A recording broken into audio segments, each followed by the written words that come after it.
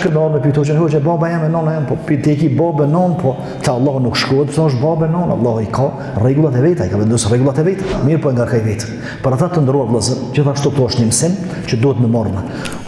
vjen një beduin edhe thot pejgamberit alayhi salatu beduin domon ata që kanë jetu jashtë qyteteve sikur sot më thon fshatrat e lartë në për male malësia e thellë edhe ka thon o I dërguari I Allahut ku është baba jam pse po vejt për diçka që bën akit ngushton ai ka ditë që baba I ka dhënë dhëtar thot ku është baba jam domon në botën tjetër ku thot në zjarrin e xhenemit edhe duke ecë I thot ktheu thot baba jam edhe ju ti janë zjarr on mos pret për kësaj sepse o thon është këtu si janë sene që I ka vendosur Allahu, janë ndihshme, janë emocionuese mirë po, kështu ka vendosur Allahu. Pastaj në një transmetim tjetër ky beduini kur e ka pyetur pejgamberin alayhi sallam ka thënë, ku është baba jam?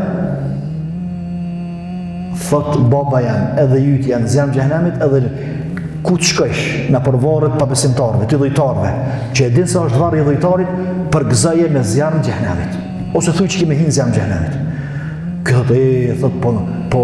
detyrë të ranë ka vonë pejgamberi alayhi salam detyrë të ranë se e lype vetë sepse po pyet për çështje të cilat nuk bën më u pyet s'ka nevojë më u pyet për to sikur dikush thash më bë musliman për ju muslimanëve edhe baba I tij edhe nona e tij kanë qenë në fen që ai e kalon ose s'kan qenë fetar hiç ateist ose diçka ata shkëmbën me pyetjen hoxha baba jam e nona jam po ti ki babë non po te Allah nuk shkruhet pse është babë non Allah I ka rregullat e veta I ka vendosur rregullat e veta thot tash ky ka marrë obligim ka pas obligim me ambient alayhi salam sa ka kalu kanë I varr që është kon I varrosun atë jo muslimani ka thonë ty po ta çaj laj po ta përcjelli lajmin për pejgamberit alayhi salatu se janë zjarr xhenemit on ngarkesa mirë po ngarkaj vetë për ata të ndëruar vëllezër gjithashtu këto është një mësim që duhet me marrë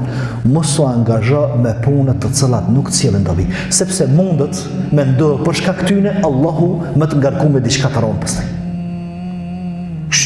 mos u merr me çështje të cilat nuk takojnë mos u merr me çështje të cilat nuk pritet me zbulu diçka ti çfarë do me zbuluat sepse ndodh për shkak këtyre pyetjeve të shumta ose angazhimit në çështje që nuk janë në rregull edhe s'do të më marr me to Allahu më na I çon ai vargjendje më na I çon ai falsprovë më na ngarku me diçka edhe pastaj ne nuk e dim kanë ardha ajo mirë po për shkak të pyetjeve pa vend që I kemi pas kjo është shumë e rëndësishme